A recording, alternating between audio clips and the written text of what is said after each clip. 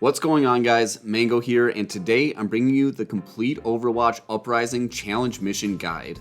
I'm also going to be making videos for Retribution and Storm Rising as well, so keep an eye out for those. I'll start each video by giving map-specific tips before walking you through each mission, starting with heroes to pick and avoid, tips to complete the level, and any other things to look out for as you progress through the mission. I'll put a timestamp to each individual mission in the description in case you guys are looking for a specific one. Let's not waste any more time and get right into it. Okay, let's start by talking about Uprising. The first 75% of Uprising is honestly really easy, and you shouldn't struggle too hard until the final stage with the Orisa bots. When you get to this stage of the map, you'll want to have a plan for the 3 turret bastions that will spawn. The first spawns to the right of the wall that you blow up with the payload. You can usually bum rush this guy with your team without too much of a problem. The second one spawns on the elevated enclave on the left side of the map, and the final turret bastion spawns at the back left corner of the map near the spawn door. For the last 2 bastions, having good range damage allows you to safely take them out from afar. You can even use a BAP amp matrix or Orisa supercharger to make this easier. Reinhardt and Torbjorn in general are good picks on this map. Torb can put his turret on the payload to protect it from waves of slicers, and for Reinhardt, pinning bombs, shield bots, and bastions provides immense value for the mission. Both of these characters can put up crazy damage numbers on this map and can make life easier for the rest of your team. Okay, let's talk about the challenges now. Challenge 1, Molten Cores. Enemies drop lava upon death. This challenge isn't too bad as long as you take your time and play carefully. The size of the lava was a little bigger than I expected and is equivalent to a glob from Torbjorn's ultimate. I found having a bunker style comp was very helpful for this challenge as you won't be able to move around as much anyways due to the lava, so it's best to capitalize on a comp that allows you to stay in one place. Heroes I'd recommend here are Orisa, Torbjorn, Bastion, Soldier, Baptiste, Zenyatta, or Ana. Once you come out of the tunnels that you spawn in, make your way to this room and capture the point. It caps faster with everyone on the point, so just try and keep everyone grouped up there to make it go faster. I know it's going to be tempting to leave to go fight enemies, but it's just going to slow things down, and this is such a cakewalk. Just stay together and defeat everything in this room. Once you do that, make your way to the second point, destroying any enemies in your way and just being a little careful of the lava, but honestly there's so few enemies that the lava's not going to be too much of an issue at this point. Same deal here, just group up around the payload and defeat any enemies that spawn. It's not going to be hard. Once you capture this point, clear out any remaining enemies and make your way towards the church, being careful to avoid any lava. Once again, the key here is just to take things slow and don't take any unnecessary risks. A group of enemies will spawn in front of the church, but they don't present too much of a threat, but they will drop lava and block off the door. So if you have mobility, go ahead and jump up here like I do with Baptiste, or if you have any other mobility, you can jump up there. Otherwise, just wait it out and then capture the church. Same thing as before, the more people you have on the objective, the faster this will go. So I know it's tempting to go out there and fight on your own, but really, it just makes everything easier if you stick together here. Once you capture the church, you'll make your way out to start defending the payload. This is the first part of the map where things will start getting a little bit tricky.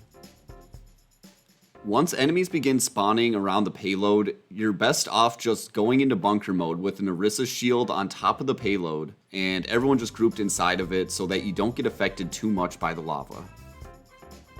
Around the 3-minute mark, a bomb will spawn on the left side of the map and have your team focus fire it as quickly as possible because if it reaches the payload, it will detonate and do a ton of damage to the payload. You can use a BAP amp matrix or Orisa supercharger to make this easier, or if something happens and you need to quickly burst it down because it's getting too close.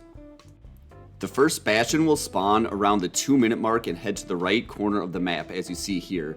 Quickly burst it down with your team and use any abilities you need to keep yourself alive on the payload. Things start heating up after the 1-minute mark, and it's the first chance your team might die if it's not careful. The game is going to throw multiple bombs and multiple bastions at you with increasing frequency as the timer gets closer to 0, but as long as your team stays calm and focuses the right targets, you should be fine.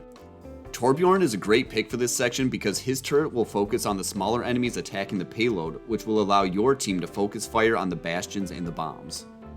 Make sure to utilize all of your ultimates and abilities at this section because you're not going to need them for a while and things are going to get pretty hairy here. Communication is critical here, so if you're able to speak to your team, make sure you're calling out where the bombs and bastions are spawning so your team can respond accordingly. Once you capture the payload, you'll begin escorting it to its final destination. The only things to worry about here are the tank bastion that spawns in this section and this section. Once your team defeats the second tank bastion and clears out the rest of the adds, clench your butt cheeks and get ready for the final section of this mission. After you open the door, quickly make your way to the right and as a team, take out the first turret bastion. You'll need to do this quick before the Orisa comes over and interferes.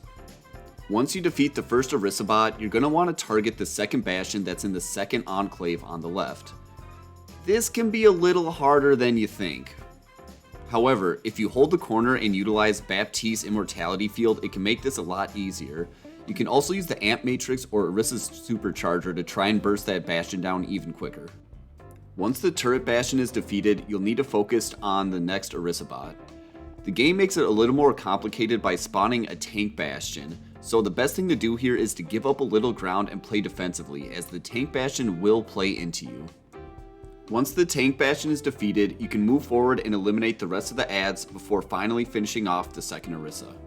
At this point, you'll want to focus on the bastion in the back left corner. Do the same thing you did with the second bastion, utilizing Immortality Field, Amp Matrix, or Supercharger to quickly dispatch the third and final bastion. Now you get to deal with the final two Orisa. But first, the game is going to spawn a tank bastion, so I would advise giving up a little ground and letting the tank bastion run into you so you can get an easy elimination away from the rest of the enemies. At this point, you can just keep your distance and poke down the final two Orisas from afar. Since you should have a numbers advantage, there's no need to get too close or crazy, just shoot her up and, till she dies. Woo! Alright, let's talk about the next one. Challenge 2, Glass Cannon. Players have reduced health and deal increased damage. I found this challenge mission to be one of my favorites because, hey, who doesn't like doing more damage? It definitely is tricky though, and it can be easy to die if you're being careless or overconfident. Player and shield health is reduced by a whopping 65%, meaning 200 HP heroes only have 70 health, and tanks will only have around 150 to 175 HP with weak shields. A sneaky good hero pick for this game mode is Lucio, because keeping everyone's health topped off from his passive healing is extremely beneficial with such low health pools. Otherwise, look to pick tankier characters who won't be as affected by the lowered health. Reinhardt, Roadhog, Orisa, D.Va, and Winston are good places to start from for the tank slot. For damage characters, Bastion can really take advantage of the extra damage and has self-healing, which makes him a solid pick. Reaper and Mei also have tanky characteristics and can work well here, and don't forget Torbjorn, who can pop Overload for a quick HP increase. For support, I'd say Lucio for his passive healing and Baptiste because his Immortality Field can bail you out of a sticky situation or if you need a res. He also feels really powerful with the damage boost from this challenge mode. Talking about the mission itself, the first 3 sections are pretty simple. I actually went AFK in the first section in this video and didn't die, although our Mei went out wandering about and did die, which is just a testament to how easy it is to die, so just stay in the section with your team and defeat enemies as they come. Don't go off on little side quests by yourself and get cute, because with this game mode it is really easy to get caught out and downed, and every time you get downed, it takes longer to get you back up, so just play as a team and capture those objectives as quick as possible. After you safely capture the second objective, go ahead and move into the church and start capturing the third. Same deal here, don't get too crazy or cocky just because of how quick it is for you to go down. Just get in there, stay grouped up as a team, and you'll capture that objective even faster. Next up, defending the payload. This part really isn't too difficult until after the 2-minute mark. Just make sure you focus down bombs and bastions as they appear. Once you get to around 1 minute and 45 seconds, they'll start spawning a little more frequently, but just make sure to communicate with your team and focus down the bastions or bombs when they present themselves. You'll want to be quick at identifying when the bastions spawn because of how quickly they can kill you due to your low damage. Don't be afraid to use abilities or ultimates to keep you alive here. There's no reason for you to hold on to them at this point. Once you get to around the 1 minute mark and even below it, things are going to start getting really frantic. But just remember, you do extra damage too, so just keep your distance from things and shoot everything in sight. Things are going to start getting really frantic around the 45-second mark with a lot more enemies spawning, including shield bots and bastions, so you're going to need to play on your toes. You're going to find yourself taking damage a lot faster, and this is going to be the first time where you're really going to feel the pinch from that lowered health. Make sure to use abilities like Immortality Field here if you need to get reses, and if you're sitting on any more ultimates, make sure to use those too. Use any shielding you have on the bastions as they spawn, because if they're up for more than a couple seconds in their turret form, they're probably going to beam someone down. Playing close to the corner around the hotel can give you good cover from the bastions if they happen to sneak up on you from the right or the left side. It can also provide easier reses if someone goes down in that position. In total, there shouldn't be more than 3 bastions usually, although these spawns seem to be somewhat randomized with the bomb bots and the shield bots as well. The streets phase of this map is pretty simple. Just look for a tank bastion to spawn in this first section. It'll either spawn behind you or to the right side, and then shortly afterwards a bomb will spawn, usually behind you. Typically the bomb isn't an issue, but if it sneaks up on you, use an offensive ult to take it out quickly. After that, the only thing you have to worry about is a tank bastion spawning somewhere behind you towards the very end of the map, but once you get rid of him, there's nothing else you really need to worry about in this section. Once you blow open the door, gather up all your homies and bum rush this bastion on the right side for an easy kill. Nice. Next, you'll just have to deal with Orisa and her minions, but this really shouldn't be too bad as they're not that big of a threat. Just play slow, play smart, and use your abilities if you have to, and this should be a pretty easy kill. Next, you'll want to focus on the turret bastion in the left enclave. The extra damage from glass cannons makes this pretty easy, but you can make it even easier by putting down BAP's amp matrix or using something like Orisa's supercharger. At this point, the game should spawn the second Orisa along with the tank bastion. The tank bastion's location can be kind of random. I've had it spawn ahead of me and behind me, so I'd advise you to just give up a little ground until you know exactly where the bastion's coming from, and then deal with the bastion. In this scenario, he spawned in front of us, and, it was whatever, but sometimes it'll spawn behind you and catch you off guard, and with the reduced health from this mode, if he catches you off guard from behind, it's a bad time. So just make sure you're ready for that. Once your team dispatches the tank bastion, you can move forward and deal with that second Orisa. It shouldn't be too big of a problem at that point. Now you can focus on the bastion in the left corner. I forgot my Mei walled me off here. You should just focus him down from afar. It shouldn't be too difficult, especially with glass cannon, but if you need to Mei wall him off, then why not, Seriously though, just try and hold that corner and shoot him from afar because he's not going to do that much damage to you at range, and if you have someone with a little bit of range damage, like a Mei Icicle, just go ahead and just shoot him down from afar. Because if you don't focus him down right away, you might get caught out by this second tank bastion, which your team should be able to deal with pretty easily. However, at this point you should have both bastions down, and once both the bastions are down, you're going to go ahead and not put your BAP window in a terrible spot and eliminate the last 2 Orisas with your increased damage. Easy as pie. Way to go, team. Maybe not my cleanest run, but hey, we got it done. Alright, let's go ahead and move on to the next challenge mission. Challenge Mission 3, Bulletproof Barriers. Enemy barriers are invulnerable. I'll be honest, this challenge really doesn't affect the difficulty of this mission until the final section with the Orisa bots. This mode can be carried by a Reinhardt because shields really don't affect Rein that much, and one of the easiest ways to deal with Orisas at the end is to swing on them as Reinhardt. I would pair him with an Ana who can nano boost him when he gets into swinging range. Otherwise, Winston is a good pick because his Tesla cannon also ignores shields. Hanzo is also really helpful for taking out turret bastions at the final stage, and his ultimate is pretty clutch for the Orisas as well. Sombra can hack enemies to drop their shields and disable bastions, and can also EMP to get rid of all the shields in the final stage. Heroes to avoid here would be Brigitte because she can't actually damage through shields, and any hero whose job it would be to break shields, like Bastion or Junkrat. Let's talk about the mission itself.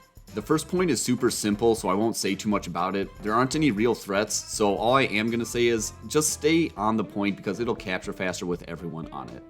After that, go to the second point, which is marginally more challenging, but it's really not that bad. Just keep everyone on the point until it's captured so it goes faster. Same thing with the third point. It's really not that hard to capture, although this does present shields for the first time, but if you have a Reinhardt who can just swing through them or pin them, it really is a non-issue. They're not that powerful, so just try and keep as many people on the point as possible so that it captures faster. Next up, we have the payload defense section of the map, which is going to be a little bit of a challenge for the first time, but the unbreakable shields doesn't really play a huge part in making this section harder. Just make sure you have your Reinhardt deal with any of the enemies that come with the shield.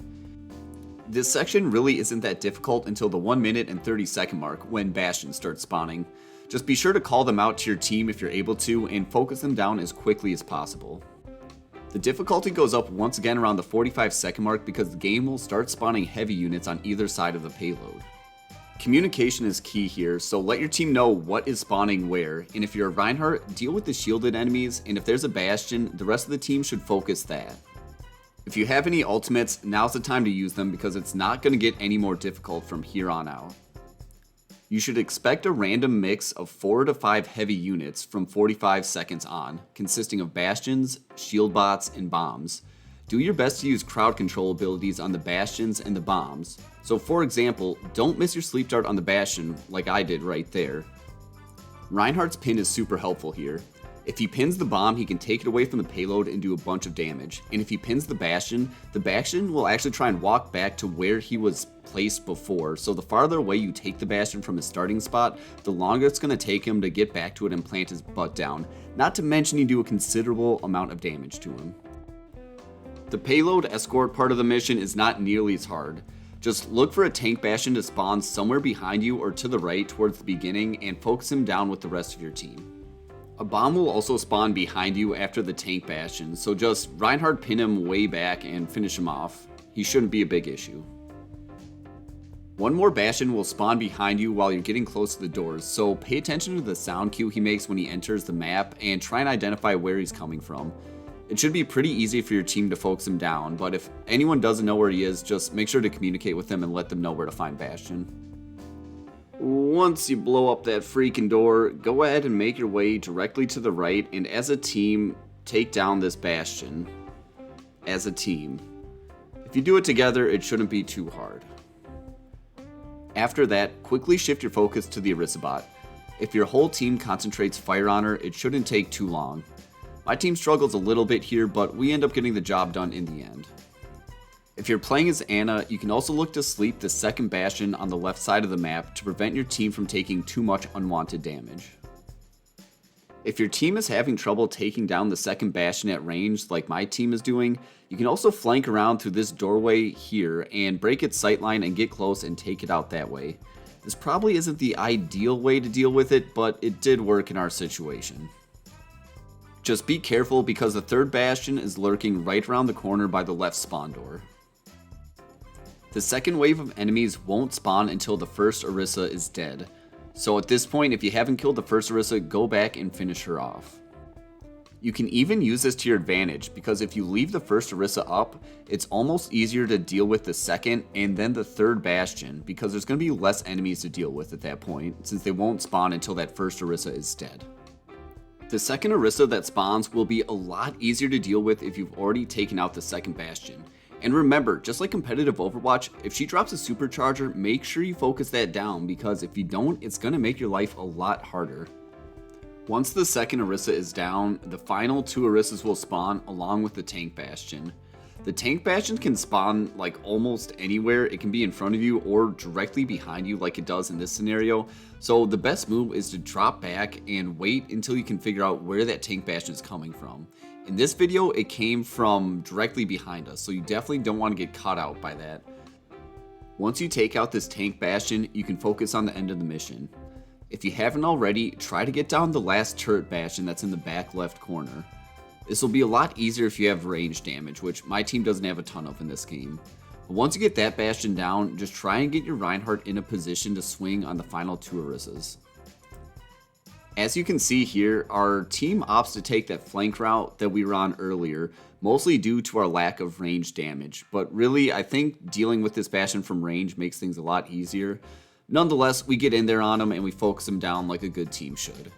After that, it's just a case of 2 Orissas, so get your Reinhardt in swing range and then nano him. And use any other ults you have as well, because hey, it's the end of the mission. You should have a good time. And that brings us to the end of the Uprising challenge mission video. I initially intended to have this all combined into one video along with Retribution and Storm Rising, but it just got so long I needed to break it into 3 parts. So I'm going to go ahead and get this one uploaded and then get Retribution and Storm Rising uploaded as quick as possible. I have all the content ready, I just need to do a voiceover for it, which admittedly takes a little bit of time. That being said, if you see this video and the other 2 aren't up yet, just be patient, I'll get them up as soon as possible, hopefully both within the next week or so you guys can finish those challenges before this event is over. And with that, may go out, good luck, and have fun.